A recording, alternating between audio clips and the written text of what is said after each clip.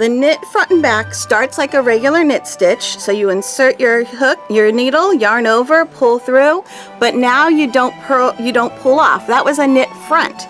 Now what you're going to do is you're going to knit again in that stitch, but you're going to knit in the back. So you kind of have to wrap yourself around, insert your needle into the back of that stitch, and then yarn over and pull through again, and now pull that off your needle. So you knit into the front,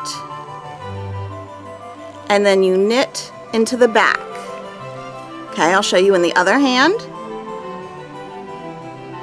You knit into the front, and you knit into the back. Oh, and I split my yarn, so let me do that knit into the back part again, knit into the back. There we go. Knit into the front, and knit into the back. And so doing that doubles the amount of stitches you have. It turns one stitch into two. And that's all it takes.